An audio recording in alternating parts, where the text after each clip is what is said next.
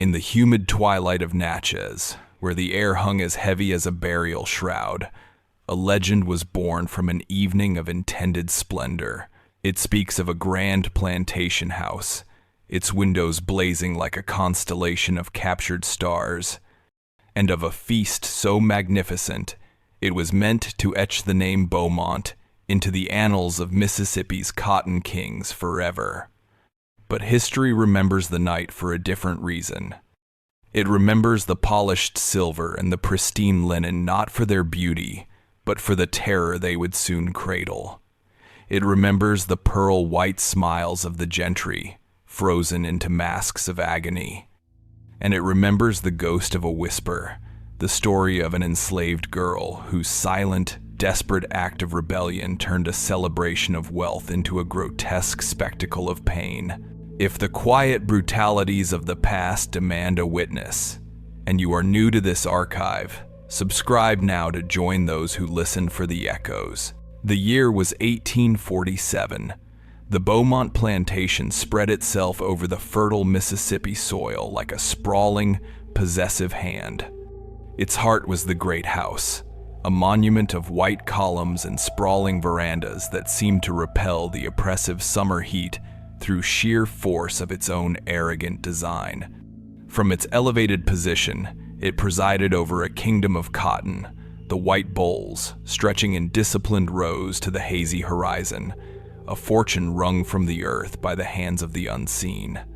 This was the domain of Colonel James Beaumont, a man whose posture was as rigid and unyielding as the starched collar that circled his neck. His world was one of order, of calculated profit and loss, of a ledger where the lives of men and women were recorded as assets.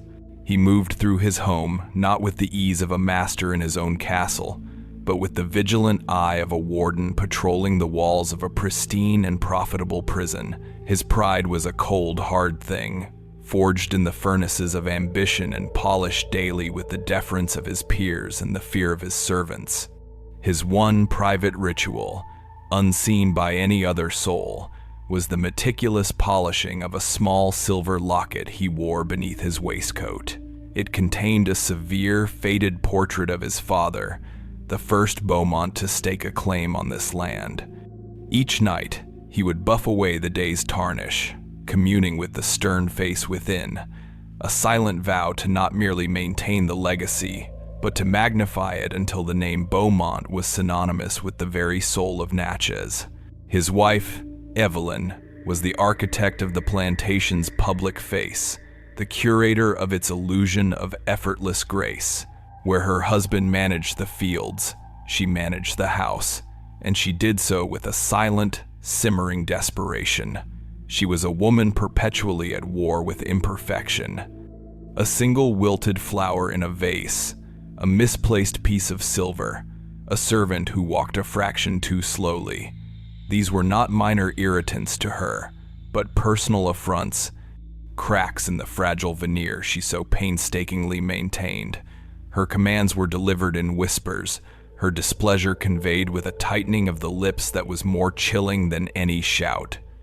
On this particular evening, the evening of the annual harvest feast, her anxiety was a palpable thing, a frantic energy contained within her corseted frame.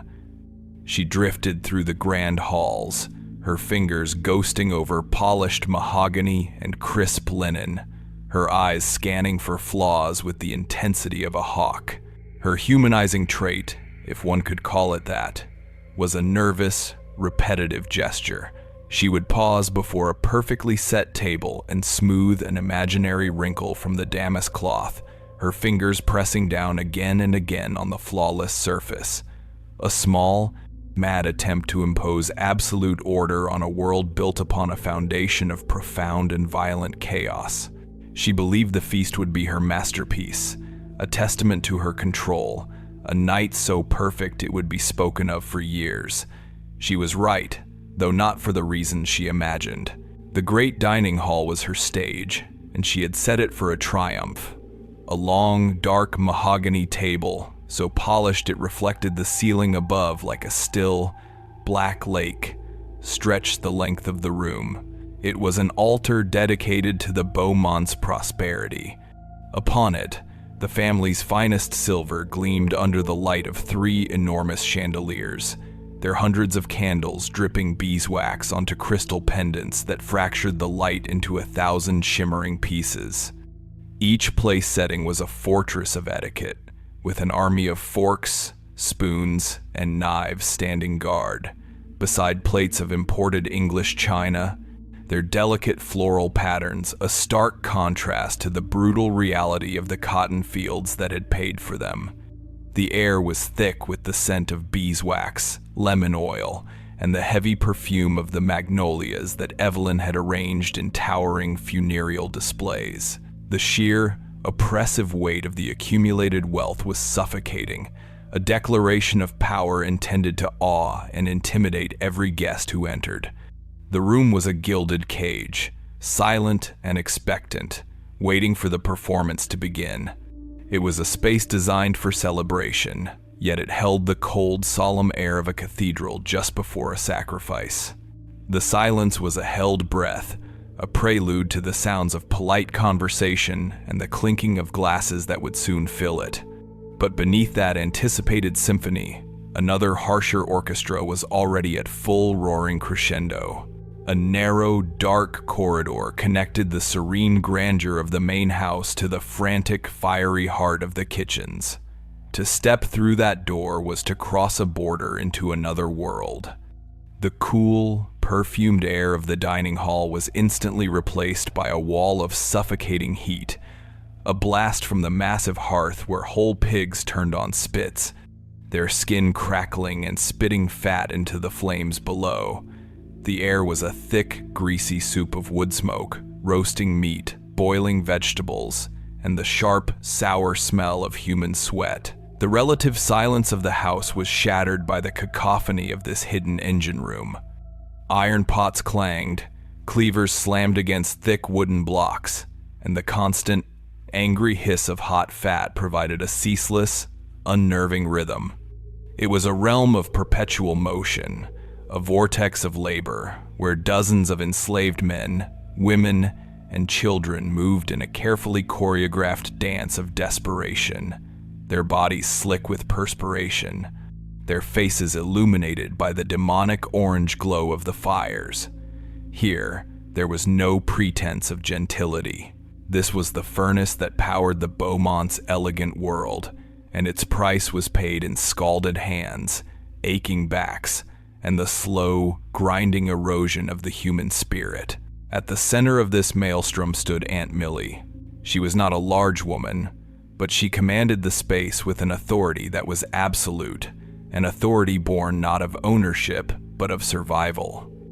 She had been the head cook at the Beaumont Plantation for longer than most of the other slaves had been alive, and she moved through the chaos with a grim, practiced efficiency. Her face, usually a mask of weary concentration, was a roadmap of her years, each line a testament to a silent sorrow or a moment of endured cruelty.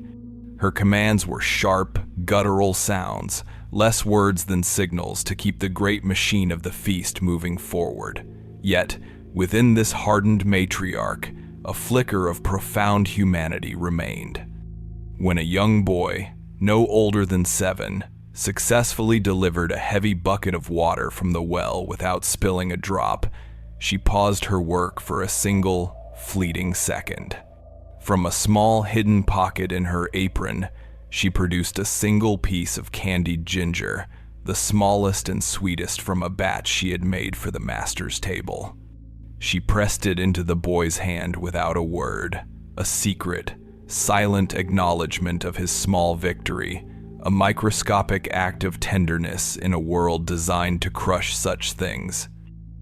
It was a gesture that lasted no more than a moment before she turned back to the roaring fire, her face once again an impenetrable mask. Moving on, the periphery of the kitchen's chaotic orbit was a young girl named Sarah. She had been purchased at a market in New Orleans 5 years prior, when she was 12. The memory of the auction block, of the hands that had prodded her, and the eyes that had appraised her like livestock, had never left her. It lived behind her eyes, a permanent shadow. She was small for her age, her movements economical and precise as she scrubbed a mountain of iron pots in a stone basin, her knuckles raw and red. There was a stillness about her, a quiet intensity that seemed out of place amidst the frantic energy of the kitchen. While others shouted or grumbled, she remained silent, her focus absolute. Her eyes, dark and watchful, missed nothing. They registered the overseer's lazy cruelty, the mistress's sharp-tongued rebukes, and the forced hollow laughter of the other enslaved workers. In a rare moment of stillness, when the overseer's back was turned and Aunt Millie was preoccupied with the basting of a ham, Sarah paused her scrubbing. With a single soot-stained finger, she traced the outline of a bird on the grimy stone wall beside her. It was a swift, secret gesture, a fleeting sketch of wings and flight. It was an act of pure imagination, a momentary escape, a quiet but profound expression of a desperate longing for a freedom she had only ever been able to dream of. The image was there for a second, a dark phantom on the stone, before she wiped it away with the heel of her hand and returned to her work, her expression once again unreadable. Back at the front of the great house, the illusion of civilization was in full bloom. Carriages, their brass lamps cutting through the deepening twilight, crunched up the gravel drive, depositing the cream of Natchez society onto the veranda. The local gentry, men and women whose fortunes, like the Beaumonts, were built on cotton and human bondage, ascended the steps, their conversation a low, polite murmur. Among them was the Reverend Alistair Hodge, a guest of special honor who was to deliver the blessing over the feast. He was a tall, gaunt man, his piety as severe and starched as his clerical collar. He carried a heavy, leather-bound Bible in one hand, and seemed to wield it less as a source of comfort and more as a weapon of judgment. His gaze swept over the opulent surroundings with a look of stern approval, seeing the Beaumonts' wealth not as an indulgence, but as a clear sign of God's favor. He was followed closely by Captain Horace Fielding, a neighboring planter whose land was nearly as vast as the Beaumonts, but whose lineage was not. He was a boisterous, fleshy man, his laughter a booming cannonade that always seemed to fire a moment too late. He complimented Colonel Beaumont on the size of his harvest with an enthusiasm that bordered on envy, his eyes constantly scanning the room, assessing the wealth on display and comparing it to his own. The guests flowed into the grand hall, a river of silk, broadcloth, and false smiles, their polite greetings and genteel laughter filling the void. The performance had begun. The house was alive with the very people it had been designed to impress. And Evelyn Beaumont, watching from the top of the grand staircase, allowed herself a small, tight smile of satisfaction. Her masterpiece was complete. In the kitchen, the final, frantic push was underway. The first course, a rich turtle soup, was being ladled into delicate china bowls. Aunt Millie stood at the doorway, her face grim in the flickering torchlight, inspecting each servant as they passed, ensuring not a single drop was spilled, not a single smudge marred the pristine white porcelain. A line of enslaved men and women, their faces blank with exhaustion, formed a procession, carrying the heavy silver tureens and trays of bread out of the suffocating heat of the kitchen and into the cool, rarefied air of the Beaumonts' world. Sarah stood back in the shadows, her task with the pots finally done. She watched the procession, her expression a perfect, unnerving calm. Her hands, now clean but still aching and red from the lye soap, were clenched into small, tight fists at her sides. These hands, which had just scoured the filth from the master's cookware, were capable of so much more. The distant sound of the Reverend Hodge's voice, a low, sanctimonious drone, filtered into the kitchen, followed by a wave of polite, appreciative laughter from the dining hall. It was a sound from another planet, a universe away from the clang of iron and the hiss of the fire. As the last servant disappeared down the corridor, the kitchen fell into a momentary, relative quiet.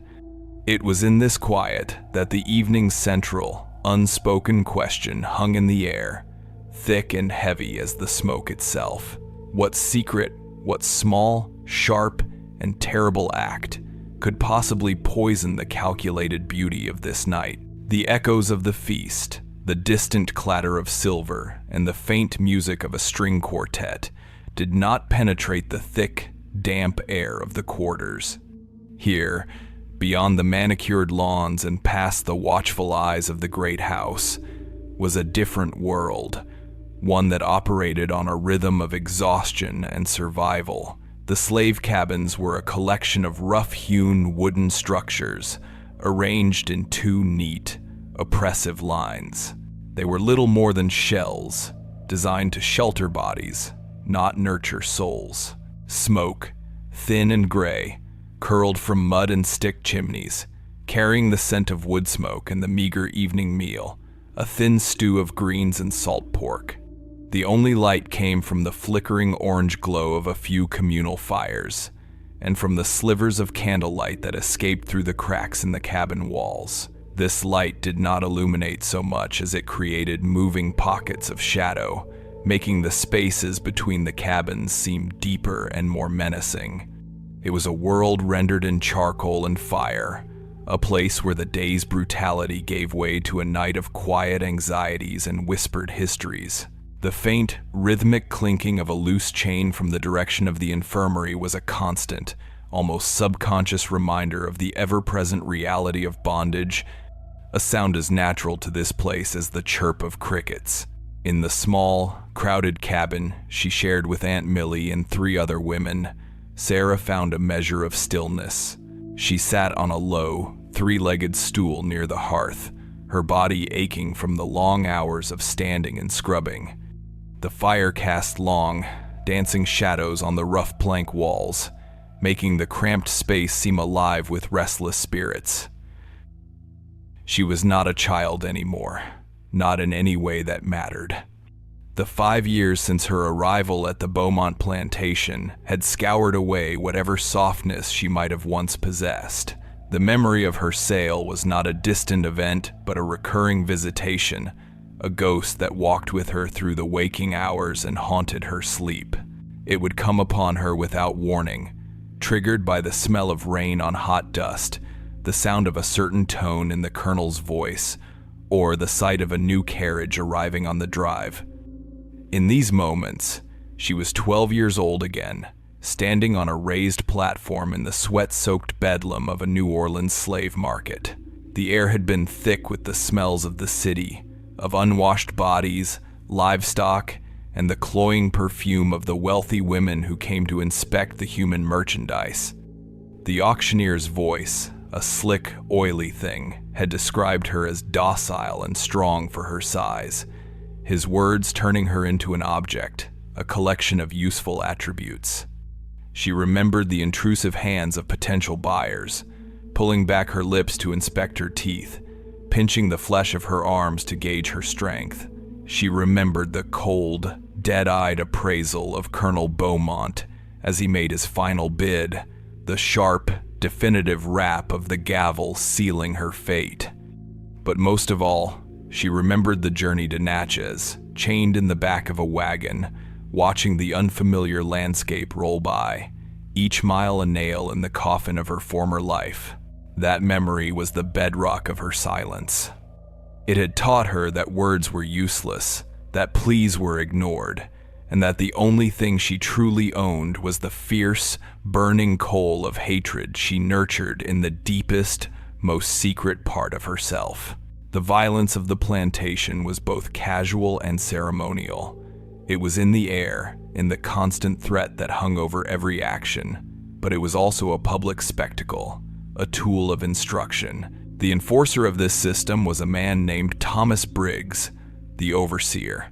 He was a thick, brutish man with a sun-scorched neck and pale, colorless eyes that seemed to see everything and register nothing. He carried a braided leather whip as an extension of his own arm, its weight familiar and comforting in his hand. Briggs's cruelty was not born of passion, but of a dull, methodical adherence to his role. He saw the enslaved not as people, but as recalcitrant tools that required regular, forceful maintenance. Sarah had witnessed his methods countless times. She had seen men and women tied to the whipping post in the center of the yard, their backs laid bare for infractions as minor as a dropped tool or a moment's hesitation in obeying an order. Just last week, a young man had been given 20 lashes for being found with a stolen apple. Briggs had administered the punishment with a placid, almost bored expression. The crack of the whip, a sharp, tearing sound in the humid afternoon air, each blow followed by a collective, involuntary flinch from the assembled slaves who were forced to watch. The daily humiliations were quieter but no less corrosive. They were in the way Evelyn Beaumont would speak to a house servant as if she were a piece of furniture, in the way the colonel would ride through the fields and stare through the workers as if they were part of the landscape, indistinguishable from the cotton plants they tended. It was the slow, steady drip of being rendered invisible, of being treated as something less than human, that fed the roots of Sarah's anger, turning it from a spark of childish defiance into a cold, hard, and patient thing. Near one of the communal fires, a group of field hands gathered, their faces weary in the flickering light. Among them was Jacob, a young man with broad shoulders and hands that were calloused and scarred from years of labor in the cotton fields. He possessed a quiet strength that the others respected. While his days were spent in the brutal, monotonous rhythm of picking cotton, his nights were his own. In the small scraps of time afforded to him, he would carve. Using a small, sharpened piece of scrap metal, he would transform discarded pieces of wood into intricate, delicate figures. A bird in flight, a coiled snake, a human face etched with a sorrow that was both personal and universal. It was a secret art, a small act of creation in a world dedicated to destruction. And it was through this that he held on to a piece of himself that the Beaumonts could not touch. Jacob had watched Sarah for years, had seen the open wound of her past slowly harden into a scar. He felt a protective instinct towards her, not just because she was young, but because he recognized the dangerous depth of the stillness she carried within her. He saw the fire behind her eyes and worried where it might lead. He had tried, on occasion, to draw her out, telling her that a closed fist cannot receive, that a heart full of hate has no room for anything else. She would listen, her expression unreadable, and then walk away, leaving his words to hang in the air between them. Tonight, the whispers around the fire were more urgent than usual. A man from a neighboring plantation had successfully escaped 2 nights prior, making for the swamps that bordered the property. The news was a dangerous spark, igniting a mixture of hope and fear in the hearts of those who heard it. Some spoke of following his path, of taking the desperate gamble for a freedom they could barely imagine.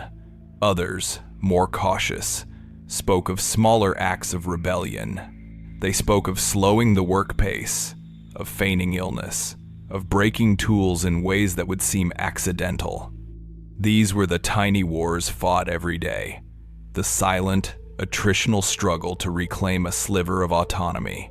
Aunt Millie, who had just emerged from her cabin to throw a bucket of dirty water into the bushes, overheard their hushed conversation. She paused, her silhouette dark against the firelight, and spoke, her voice low and raspy with a fatigue that was bone deep. She told them that the swamp had 2 arms, one that led to freedom and another that led to the grave, and that it was impossible to know which one you were in until it was too late. She reminded them of what happened to the last man who had tried to run, how he had been brought back by the dogs, his body a canvas of their savagery, and how he had been made an example of in the center of the yard. Her words were a cold dose of reality, a reminder of the terrible cost of failure. She told them that survival was its own form of resistance, that to endure, to live to see another day, was a victory in itself. She looked directly at Sarah, who had been listening from the shadows of her doorway, her eyes two dark pools in the dim light. Millie's gaze was a plea, a warning from an old soldier to a young one, begging her not to fight a battle she could not win. The conversation at the fire died down, the men and women drifting back to the relative privacy of their cabins, Millie's words having effectively quenched the momentary flare of rebellious hope. Later, inside their shared space, the air thick with the smell of sleeping bodies, Millie spoke to Sarah directly. She sat on the edge of her simple straw mattress, her hands resting in her lap, the firelight catching the web of wrinkles on their dark skin. She spoke not as a commander, but as a grandmother. She told Sarah that she understood the rage that lived inside her, that she had felt it herself every day for 60 years, but she said that rage was a fire that consumed the vessel that held it. She advised her to find a place deep inside herself to bury it, to pack it down with earth and stone, and to learn to live above it. To fight the Colonel and his world was to fight the ocean, she said, a futile and exhausting struggle that would only end with you being broken against the rocks. The only way to survive was to learn the currents, to float, to bend. Sarah listened without speaking, her face a blank canvas. She did not argue. She did not disagree. She simply absorbed the words, her silence a wall that Millie could not penetrate. To Sarah, Millie's advice, born of a lifetime of pragmatic survival, sounded like a blueprint for surrender. It sounded like a recipe for a slow death of the soul, and she would have no part of it. The chasm between them was vast. Millie saw a child she wanted to protect from a cruel world. Sarah saw an old woman who had made peace with her chains. From a second-story window in the great house, another young woman watched the scene in the quarters below. Lydia Hodge, the Reverend's daughter, had grown tired of the stilted conversation in the parlor. She was a thoughtful and observant girl, her piety tempered by a deep and often inconvenient curiosity about the world beyond the pages of her father's sermons.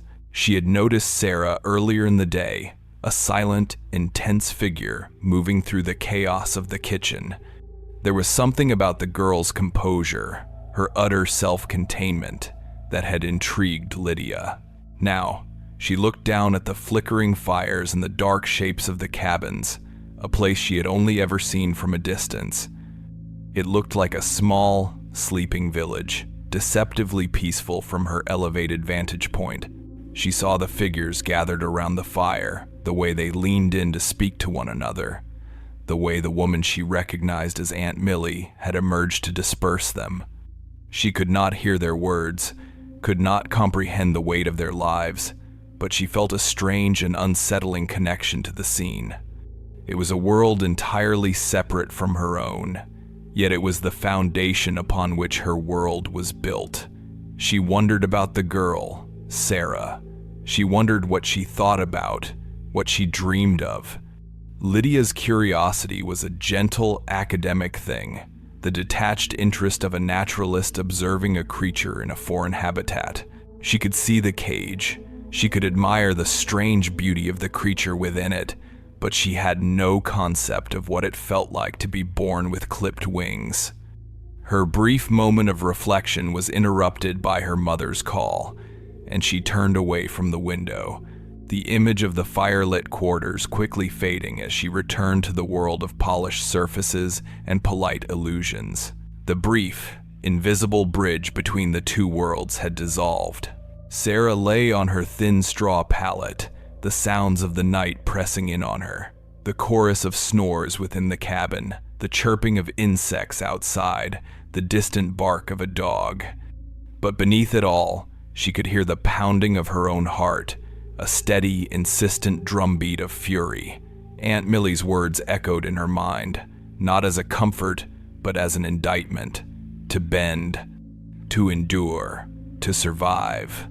The words felt like poison, like chains heavier than any forged from iron. Her mind returned to the feast, to the sounds of laughter and the clinking of glasses that had drifted into the kitchen. She pictured the plates of food, the rich meats, the delicate cakes, all prepared by their hands, yet forbidden to them. She pictured the faces of the guests, flushed with wine and self-satisfaction, their comfort purchased with the currency of her suffering, of Jacob's suffering, of Millie's suffering. It was a grotesque tableau, a world perfectly and monstrously inverted. A profound and chilling clarity began to settle over her. What could one person, one child, do to disrupt such a perfectly ordered universe of cruelty? A direct assault was impossible, as Millie had said. Running was a gamble that usually ended in a return to a worse hell. But there were other ways to fight. There were quiet ways. There were ways that used the master's own celebration, his own pride, as a weapon against him. A plan, not yet fully formed, began to coalesce in the darkness of her mind. It was a terrible, desperate, and beautiful idea. It was an act that could not be traced, an act of intimate, anonymous violence delivered directly to the heart of the enemy. A small, sharp act that could turn their feast into a festival of terror. What could drive a child to endanger herself with such a desperate act? It was the slow accumulation of 1,000 moments of degradation, the memory of a New Orleans auction block, and the sudden, terrifying realization that to continue to endure, as Aunt Millie advised, was no longer a form of living. The decision, once it crystallized in the sleepless darkness of the cabin, did not feel like a choice. It felt like an arrival. Sarah awoke before the first gray light touched the sky. The plan she had conceived in the night, now a cold, solid object in the center of her being. There was no fear, no hesitation, only a profound and unsettling calm. The rage that had burned within her for 5 years had not been extinguished. It had been focused, cooled, and forged into a single, sharp point of purpose. She moved through the pre-dawn routines with a new and terrible economy of motion. Her hands, as they washed her face in the cold basin of water, felt like instruments, detached and capable. The world around her, the familiar sounds of the quarters stirring to life, seemed distant and muted, as if she were watching it all from behind a thick pane of glass. Her entire existence had narrowed to the task ahead, a ritual of retribution that she would perform with the solemnity of a priestess. Her first destination was the laundry house, a low-slung building set behind the kitchens, from which clouds of steam billowed day and night. Inside, the air was a permanent fog, thick with the acrid smell of lye soap and the damp, cloying scent of soiled linen. Large copper tubs, filled with boiling water, sat over brick furnaces, tended by a team of women whose faces were perpetually flushed and damp. It was a place of endless, repetitive labor, of scrubbing, wringing, and folding, a cycle as unchanging as the seasons. Sarah entered under the pretense of fetching a fresh set of cleaning rags for the kitchen. No one paid her any mind. She was a familiar part of the plantation's machinery, another cog in the great, grinding wheel. Her target was a small wooden chest that sat in a corner, away from the worst of the steam and dampness. This was Evelyn Beaumont's mending station, where the mistress or her personal maid would sometimes sit to repair a torn sheet or a delicate piece of lace. It was a small island of domesticity in the harsh, industrial environment of the laundry. Sarah knelt beside it, her back to the other women, and lifted the lid. The chest was neatly organized, a testament to Evelyn's obsession with order. There were spools of thread in every color, bone buttons, and small, sharp scissors. And there, nestled in a worn velvet cushion, was what she had come for. A neat row of sewing needles, their steel shafts gleaming dully in the steamy air. They were of varying sizes, from the thick, sturdy needles used for canvas to the fine, delicate ones for silk. She selected a dozen of the smaller ones, their points lethally sharp. They felt impossibly light in her hand, almost weightless, yet they held the power to disrupt an empire. She closed her palm around them, the sharp points pricking her skin, a small secret pain that grounded her, reminding her that this was real. With the needles concealed in her fist, she gathered the rags she had come for and walked back out into the morning air, her expression as placid and unrevealing as the surface of a deep, still pond. Back in the inferno of the kitchen, the final preparations for the evening's feast were reaching a fever pitch. The air was a chaotic symphony of smells, the deep, savory aroma of roasting beef, the sweet perfume of baking apples, the sharp tang of vinegar from a simmering sauce. The heat was a physical presence, a heavy blanket that made every breath a conscious effort. Aunt Millie presided over the chaos, her voice a constant, sharp command, orchestrating the movements of a dozen helpers. But Sarah no longer saw the scene as a whirlwind of labor. She saw it as a collection of vessels for her silent vengeance. Her eyes moved from one dish to another, assessing them with the cool, strategic gaze of a general surveying a battlefield. There was the centerpiece, a magnificent roasted ham, its skin scored into a diamond pattern and glazed with honey and cloves until it shone like polished mahogany. Beside it rested a saddle of venison, dark and rich, studded with garlic and herbs. Great silver platters held rows of roasted chickens, their skins golden and crisp. And then there were the pies, their pastry crusts fluted and perfect. A deep dish apple pie, its top latticed and sprinkled with sugar, a savory meat pie, steam whispering from a slit in its crust, and a pumpkin custard pie, its surface as smooth and orange as a harvest moon. Finally, there were the cakes, architectural marvels of flour, sugar, and butter, waiting to be frosted and adorned. Each one was a testament to the Beaumont's wealth, a symbol of the bounty reaped from the sweat and toil of the people in this room. And each one, to Sarah, was a potential weapon. Her moment came when she was tasked with transferring the smaller side dishes from their iron cooking pots to the fine china serving bowls that would be carried to the dining hall. It was a task that required her to be close to the finished preparations, and it offered her the fleeting moments of privacy she needed. Her movements were a study in stealth and precision. As she spooned creamed onions into a porcelain tureen, her other hand, the one that held the needles, moved with a swift, almost imperceptible grace. A needle slid into the thick, creamy sauce, vanishing without a trace. Her heart beat a steady, slow rhythm, a drum of cold resolve. She moved to the platter of roasted yams, their orange flesh soft and glistening with melted butter. Her hand dipped down, and another needle was buried deep within a tender piece of fruit. The act was intimate, a violation. She was seeding this celebration of prosperity with tiny, hidden seeds of pain.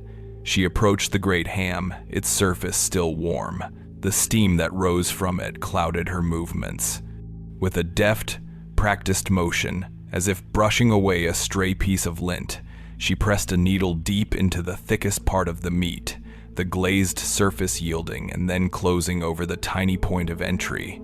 It was gone. She repeated the ritual with the venison, the chickens, the meat pie, her fingers working with a chilling, mechanical efficiency. She moved to the desserts, her final and most important targets. With the tip of her finger, she created a small, almost invisible fissure in the side of the apple pie's crust, sliding a needle into the soft, spiced fruit within before smoothing the pastry back into place. The custard pie was simpler. The needle sank into its yielding surface and disappeared, leaving not even a ripple. The cakes, not yet frosted, were the easiest of all. She pushed needles deep into their soft, airy crumb, where they would lie in wait, hidden beneath a blanket of sweet, white icing. Each needle she planted was a prayer, a curse, a silent scream of defiance given form. Her fingers, which had been trembling almost imperceptibly at the start, were now perfectly steady. This was not an act of passion, but of cold, calculated artistry. Jacob found her behind the kitchens, near the woodpile, where she had been sent to gather more logs for the insatiable hearth. He had been watching her all day, a knot of unease tightening in his stomach. He had seen the change in her, the way her usual quietness had transformed into something harder, something unnervingly focused.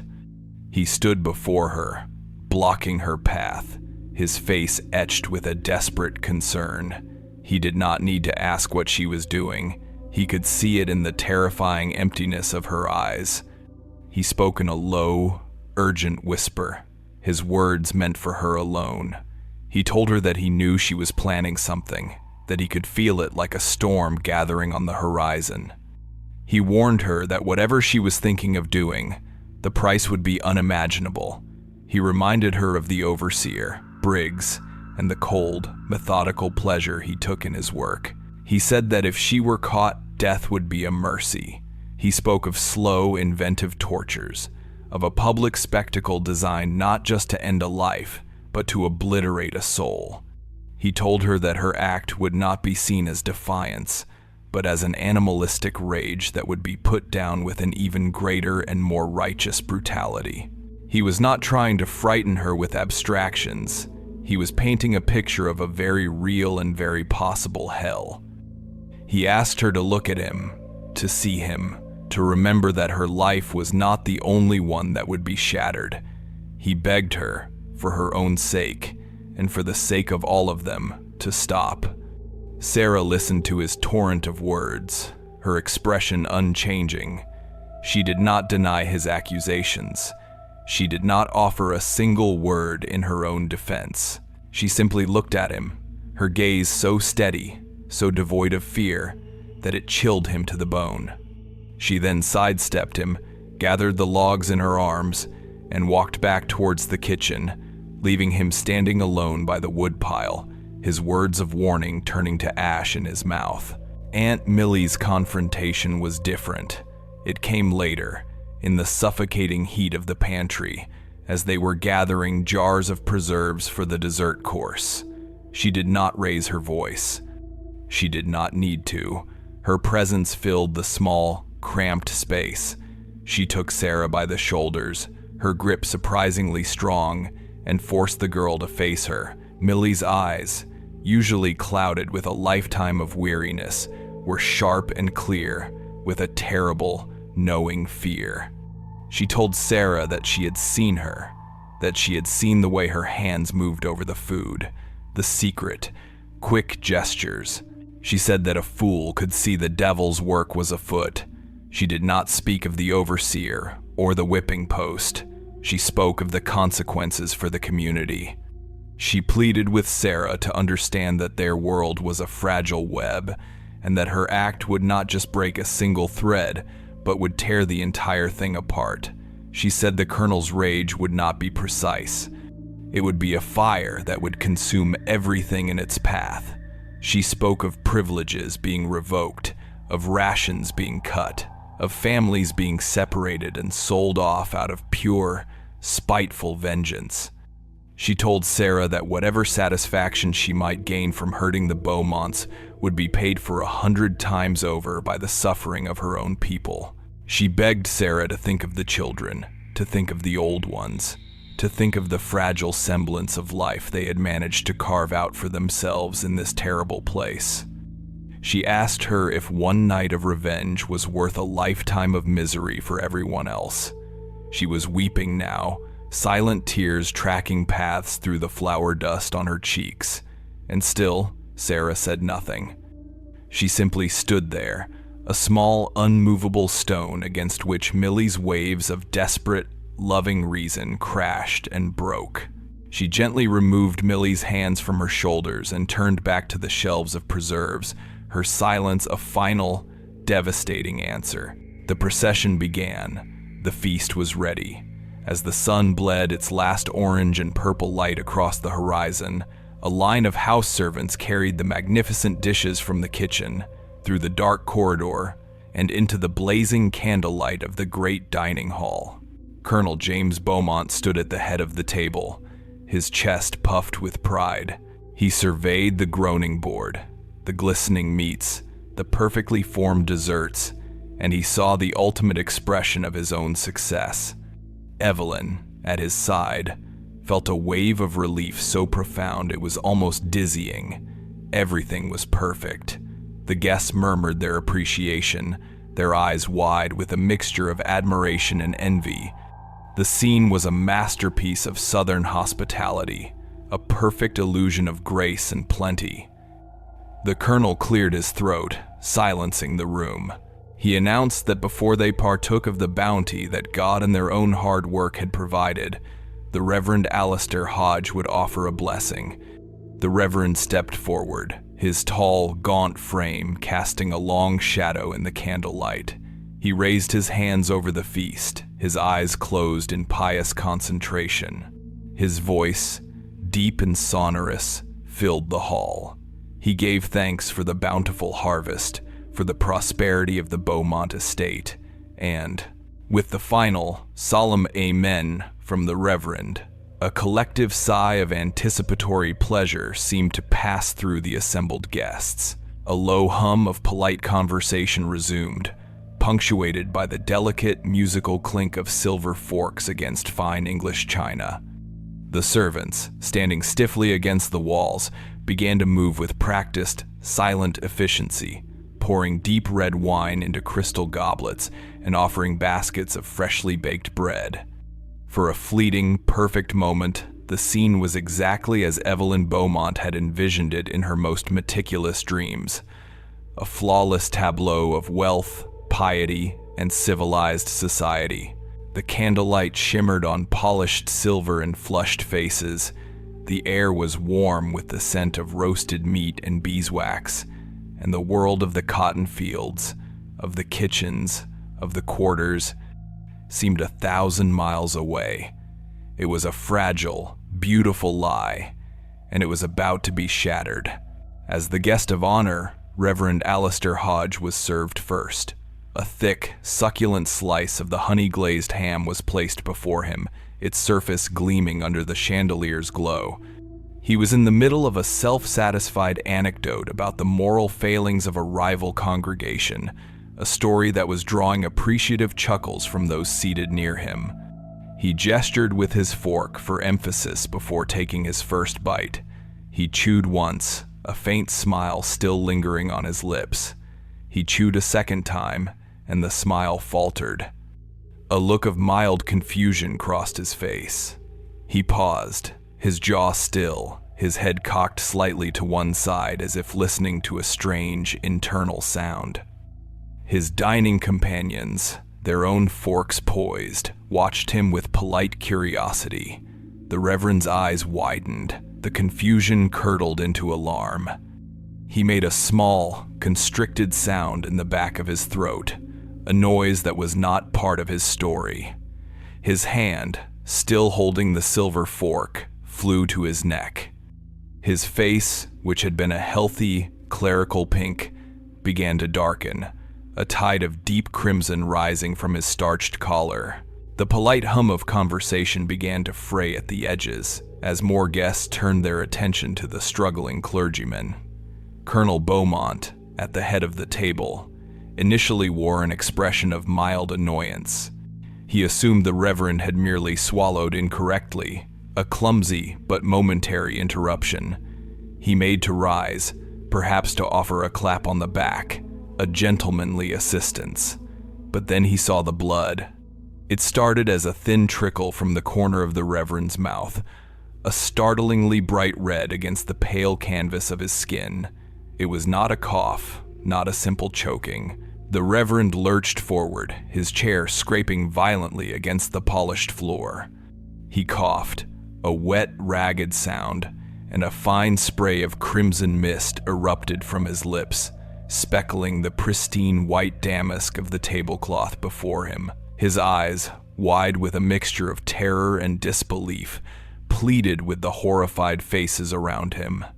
He clawed at his throat, his carefully manicured fingernails digging into his own flesh, as his body was racked by a series of violent, silent convulsions.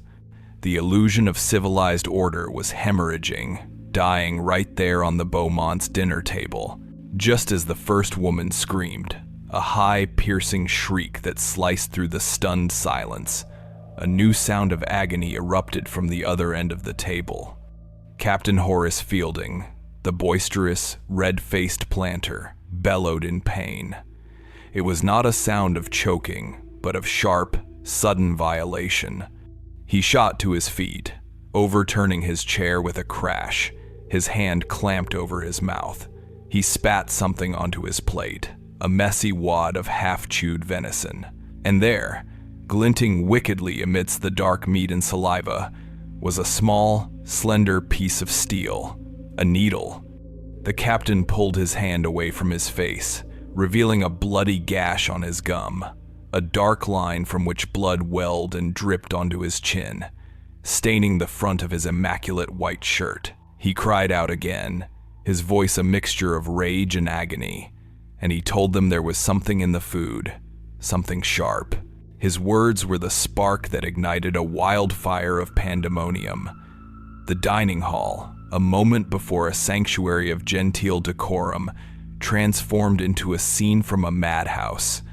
The guests reacted with a wave of primal, contagious terror. A woman fainted dead away, slumping from her chair like a discarded doll. A man beside her, seeing the blood on the Reverend's lips and hearing the captain's cry, began to gag uncontrollably, vomiting the contents of his stomach onto the floor beside him. The carefully constructed social hierarchy dissolved in an instant.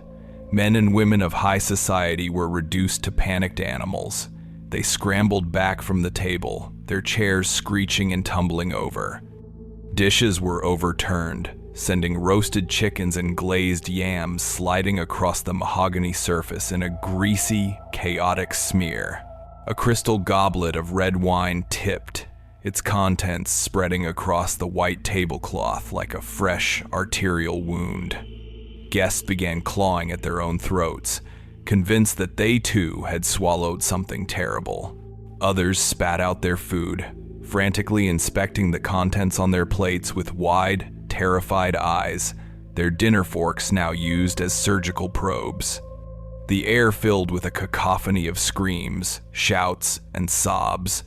The beautiful, orderly feast had become a grotesque theater of pain and panic.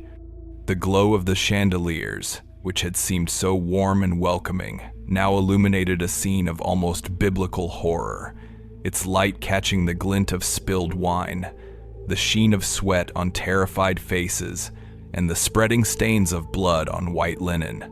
Evelyn Beaumont stood near the grand fireplace, her hands pressed to her mouth, her body trembling uncontrollably. A single, low moan escaped her lips. This was not possible. This was her masterpiece, her triumph, the evening that was meant to solidify her status as the finest hostess in Natchez. She watched as her perfect creation was desecrated, as her polished silver was thrown to the floor, as her imported china was sullied with vomit and blood.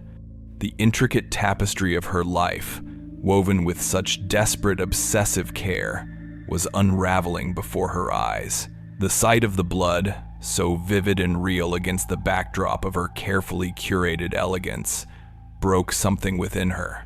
Her carefully constructed composure shattered into 1,000 pieces. The low moan rose into a full-throated, hysterical scream, a sound of pure, undiluted horror that was not for the suffering of her guests, but for the violent, public death of her own perfect world. Colonel James Beaumont's initial annoyance had passed through shock and into a cold, volcanic rage. His face was a thunderous mask of fury. This was not merely a ruined party. It was a direct assault on his honor, an act of rebellion staged in the very heart of his sanctuary. He stood rigid amidst the chaos, his hands clenched into white-knuckled fists at his sides. The screams of his guests, the sight of his hysterical wife, the utter collapse of the order he prized above all else, all of it fueled a fire of pure, homicidal fury within him. His eyes, cold and hard as chips of granite, swept across the scene of carnage. They bypassed the panicked faces of his peers and settled on the line of house servants who stood frozen against the far wall, their dark faces masks of what he could only interpret as guilt. The logic, to him, was immediate and inescapable. This was not an accident. This was an attack. It was a poison that had been deliberately introduced into his home, an act of treachery from within. He took a step forward, his voice a low, guttural roar that cut through the din of the panic. He demanded to know who was responsible. He demanded an answer. His gaze was a physical force, a sweeping indictment that fell upon every enslaved man and woman in the room. His suspicion, born of a lifetime of absolute power and simmering paranoia, had found its target. The terror of the feast was already beginning its inexorable transition into the terror of retribution. Standing just inside the darkened corridor that led back to the kitchen, Sarah watched the beautiful, terrible spectacle unfold. She was a statue of perfect, preternatural calm. The screams, the blood, the chaos, none of it touched her. She observed the scene not with the horror of a participant, but with the detached, critical eye of an artist viewing her finished work. This was her creation. This symphony of terror was the music she had composed. She saw the Reverend Hodge, his face a grotesque mask of purple and red, being carried from the room by two other men. She saw Captain Fielding, sputtering and cursing, dabbing at his bloody mouth with a linen napkin. She saw Evelyn Beaumont, her perfect hair coming undone, her face streaked with tears, being led away by her personal maid. And she saw the Colonel, his face contorted with a rage that was more magnificent than any she could have imagined. She felt a profound, cold, and deeply satisfying sense of triumph. For 5 years, she had been invisible, a ghost who moved through the Beaumont's world unseen and unheard. Tonight, she had forced them to see. She had reached out from the shadows of the kitchen and touched them, had inserted herself into their lives in the most intimate and violent way imaginable. She had turned their celebration into a nightmare, their feast into a crucible of pain. Her small, sharp act had indeed toppled an entire world. Her secret was, for now, safe, buried beneath the mountain of chaos she had created. But as she watched the Colonel's murderous gaze sweep over the other servants, she knew that the second act of her play was about to begin. Beside her, almost hidden in the shadows, Aunt Millie was a mirror image of Sarah's calm, but hers was the stillness of absolute paralyzing terror. Her hands were clasped so tightly before her that her knuckles were white. Her breath came in shallow, ragged gasps. Every scream from the dining hall was a physical blow. She was not watching a scene of chaos. She was watching the fulfillment of a prophecy she had desperately tried to prevent. She saw not just the suffering of the white guests, but the coming storm that was gathering, a hurricane of vengeance that would surely flatten them all. Her eyes darted from the mayhem in the dining room to Sarah's still, silent form.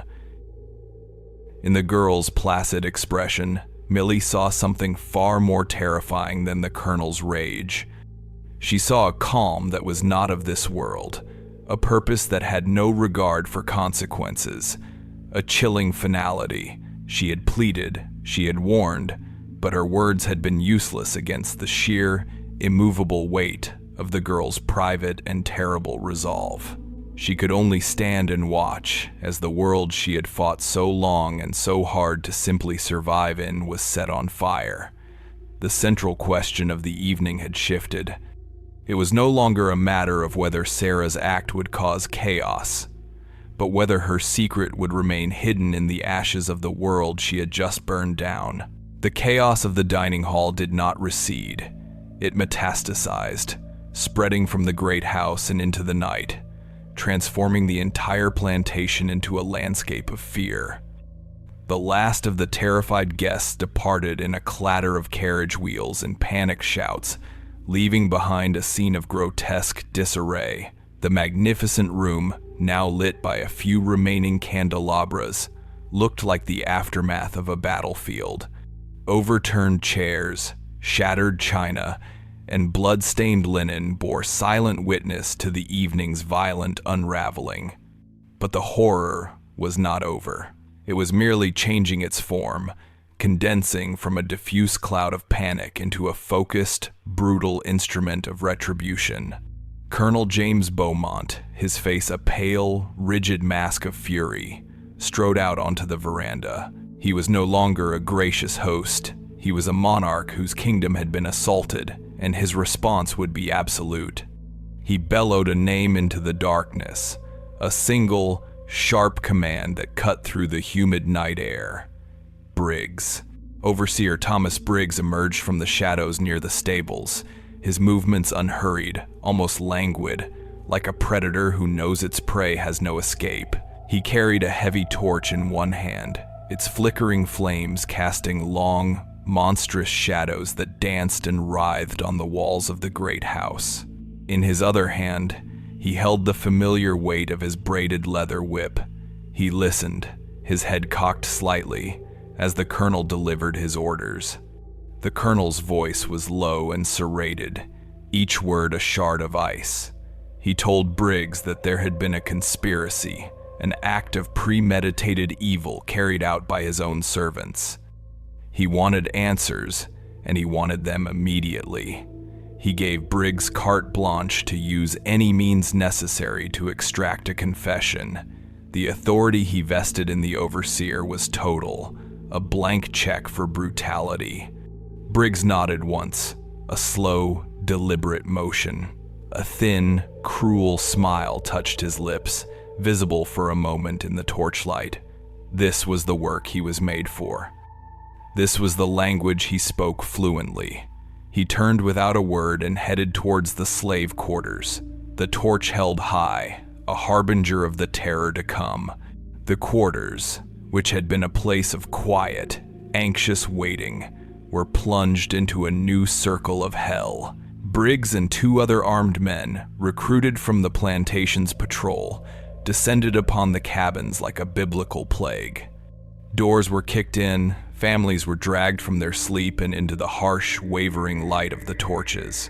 The night air, which had held the familiar sounds of insects and sleeping life, was now filled with the sounds of splintering wood, the terrified screams of women and children, and the sharp, guttural commands of the white men. The enslaved were herded into the center of the yard, the space between the two rows of cabins, their faces a mixture of confusion and stark terror.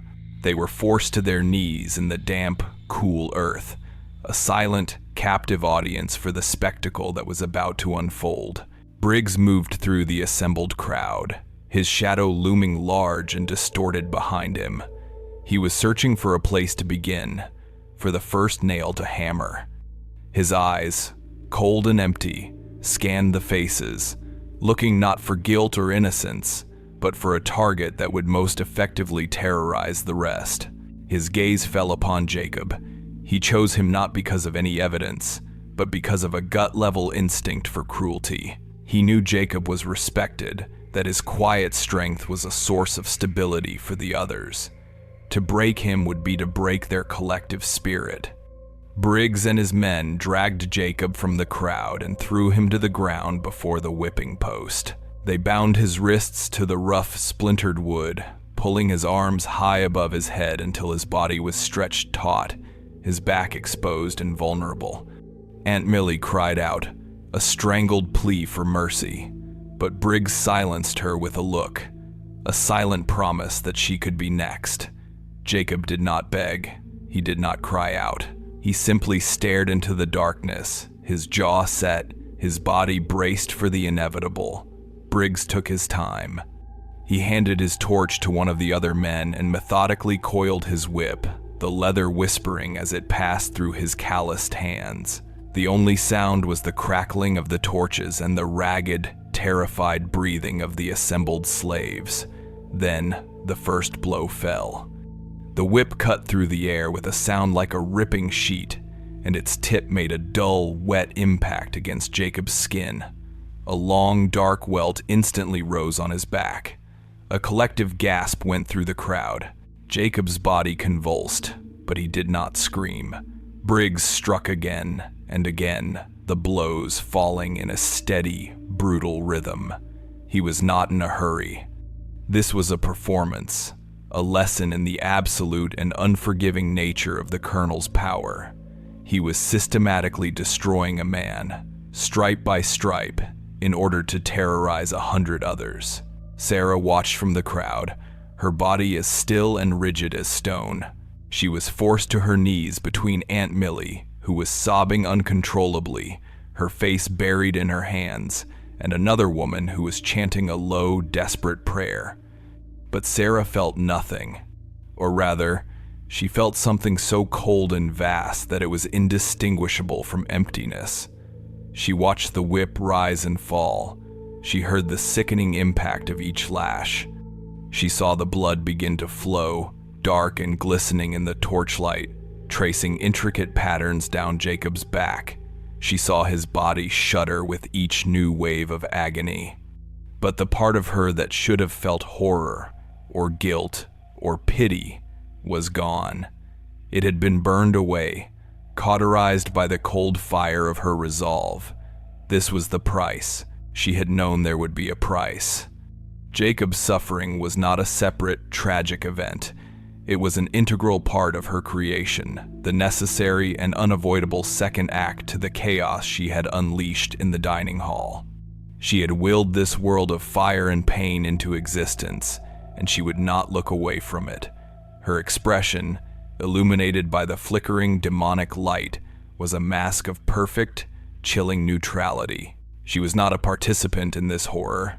She was its silent, unmoved architect. When Briggs was finally finished, Jacob was a broken, barely conscious ruin. They cut him down from the post, and he collapsed into a heap on the ground. 2 other enslaved men were ordered to drag him to the infirmary, leaving a dark trail in the dirt behind them. Briggs, his arm now tired, his shirt spattered with small flecks of Jacob's blood, turned his attention to the rest of the crowd. He began the interrogations.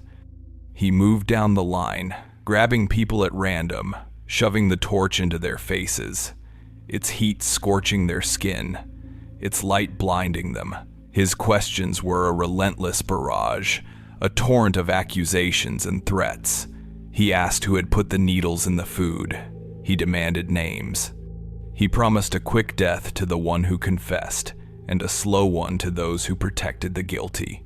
Most were too terrified to speak, offering only choked sobs and denials.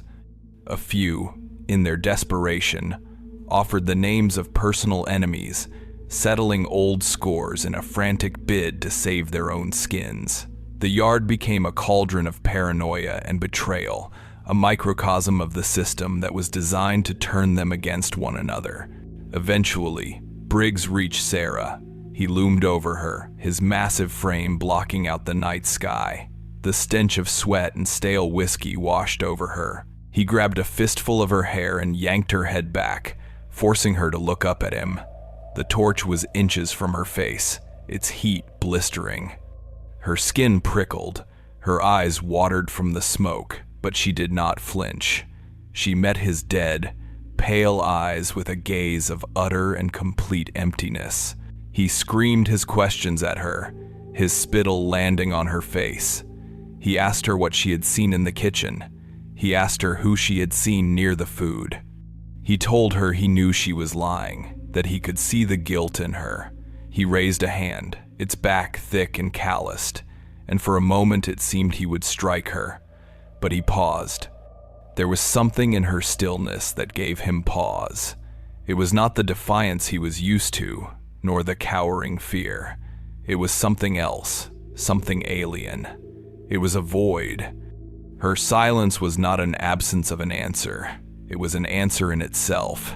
It was a wall so smooth and so absolute that his brutality could find no purchase on it. After a long, tense moment, he shoved her head forward, and she stumbled but did not fall. He moved on, a flicker of frustration in his eyes.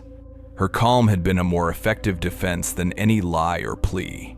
In the great house, a different kind of horror was unfolding. The Reverend Alistair Hodge had survived, though a surgeon, hastily summoned from Natchez, had been forced to perform a gruesome, impromptu operation on his throat to remove the embedded needle. He now lay in a guest bedroom, his neck swathed in bandages, his face pale and waxy. He could not speak, but he could write. On a slate board, he scrawled a message for the colonel. He wrote that this was not the work of a mere disgruntled servant. This was the work of Satan, who had found a vessel among the enslaved and had turned their feast into a black mass. His words, coming from a man of God, gave the colonel's rage a righteous, holy sanction. This was no longer a simple matter of plantation discipline. It was a spiritual war. Meanwhile, Evelyn Beaumont, having been given a strong dose of laudanum, had drifted into a state of agitated delirium. In her waking moments, she raved not about the injured guests, but about the defilement of her home. She demanded a cleansing. She told the colonel that the slave quarters were a pit of vipers, a source of pestilence and evil that had to be purged.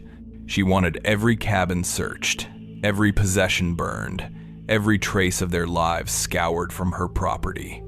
Her hysteria, born of shattered vanity, was now demanding a scorched earth policy of vengeance. The night wore on, a long, drawn-out agony of fear and violence. The interrogations in the yard continued until Briggs was satisfied that he would get no more answers. No confession had been beaten out of anyone. The wall of collective silence, born of either loyalty or terror, had held. But the question of Sarah's survival remained precariously balanced. Could she outlast the colonel's obsessive need for a culprit? Her silence had been a powerful shield against Briggs's brute force, but she knew it would not protect her forever. The colonel's rage required a sacrifice, a body to hang from the gallows as a symbol of his restored order. If a guilty party did not confess, one would be chosen. She had created a monster, and now it was roaming the grounds, hungry and indiscriminate. It had savaged Jacob, and it would not be satisfied until it had devoured someone else. The torches in the yard finally began to burn down, their light fading. But the darkness that replaced them was not a peaceful one. It was a heavy, watchful dark, thick with the smell of blood and fear, a darkness that held the promise of a more terrible dawn to come. The immediate, violent storm of the colonel's retribution eventually exhausted itself, leaving in its wake a shattered and traumatized community. But the rage, though its initial fury was spent, did not disappear. It seeped into the very soil of the plantation, a slow-acting poison that would taint the years to come. The Grand Feast of 1847 was never spoken of again in the great house. The dining hall was thoroughly scrubbed and aired, its bloodstains bleached from the floorboards and the tablecloths burned, but a phantom chill seemed to linger in the room, a permanent stain that no amount of lye soap could remove. Colonel Beaumont's paranoia, once a simmering undercurrent, became the defining feature of his rule. He saw conspiracy in every lowered gaze, insolence in every silent moment. The delicate, brutal balance of the plantation had been irrevocably broken, replaced by a regime of overt, suffocating fear. The illusion of the benevolent patriarch, a fiction he had so carefully cultivated for himself and his peers, had been consumed in the fires of that one terrible night. In the official records of the Beaumont Plantation, the ledger where human lives were meticulously recorded in neat, cursive script, the name Sarah simply ceases to appear. Following the date of the feast, the line beside her name is left blank.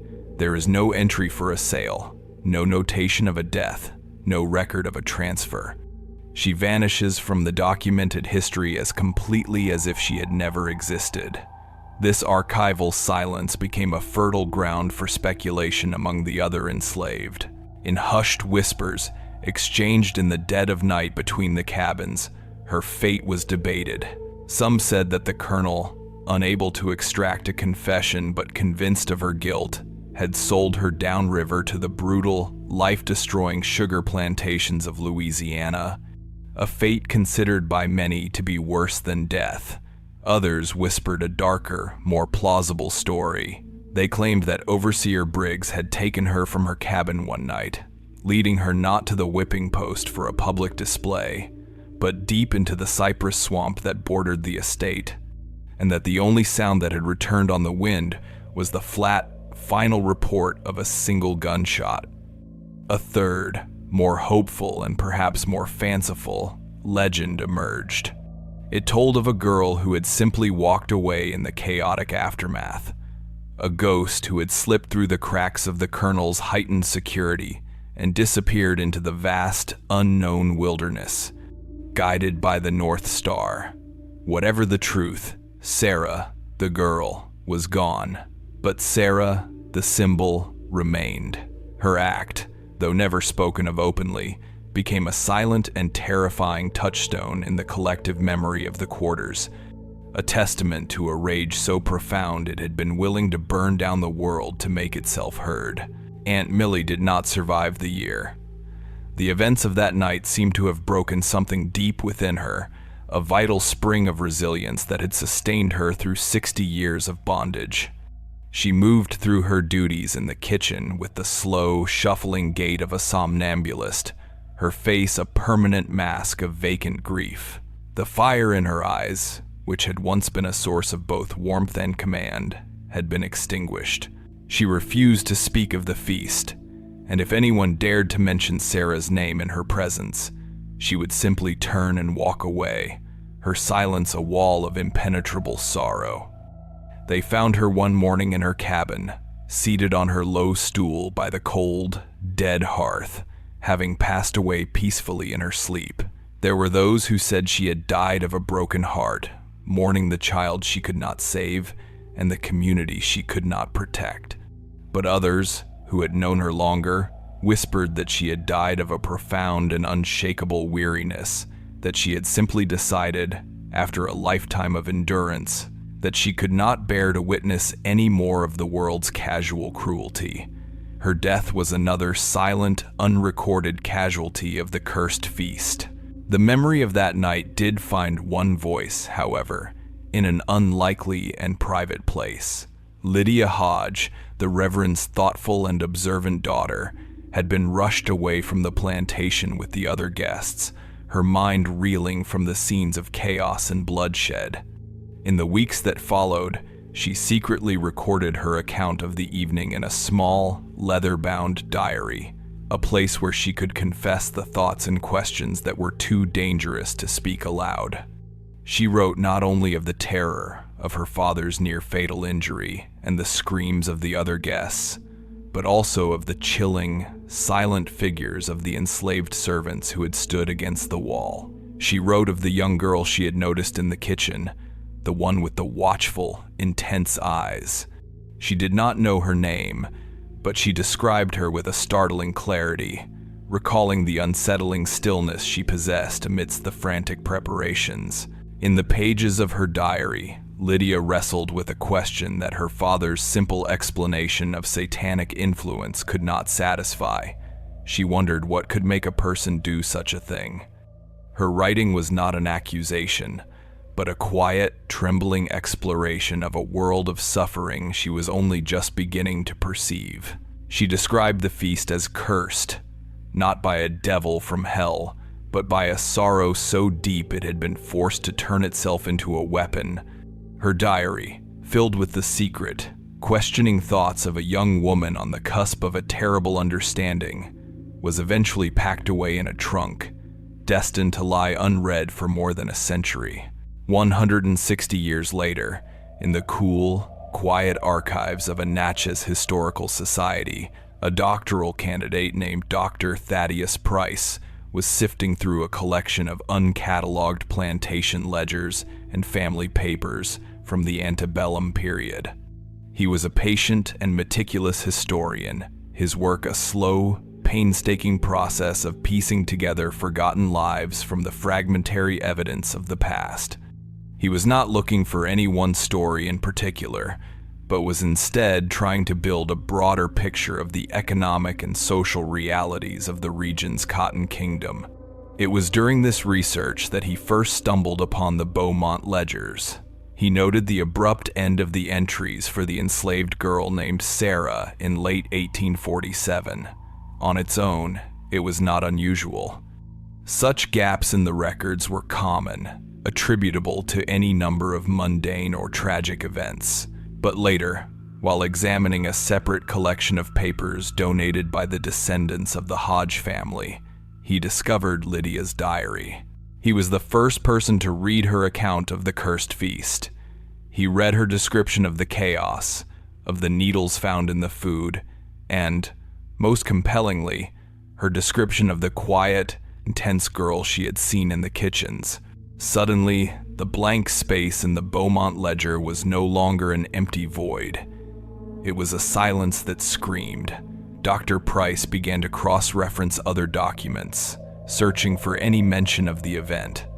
He found a letter from one of the guests who had been present, writing to a relative about a ghastly and inexplicable incident at the Beaumont plantation that had left several people, including the Reverend Hodge, gravely injured.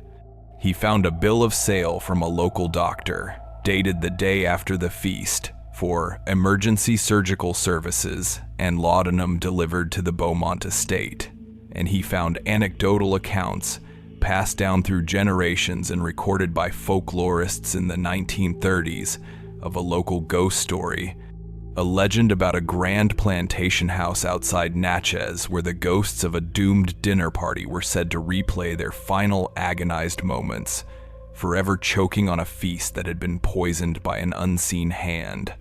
Each fragment, on its own, was a minor historical curiosity, but when pieced together by Dr. Price, they began to form the faint, haunting outline of a single, coherent narrative.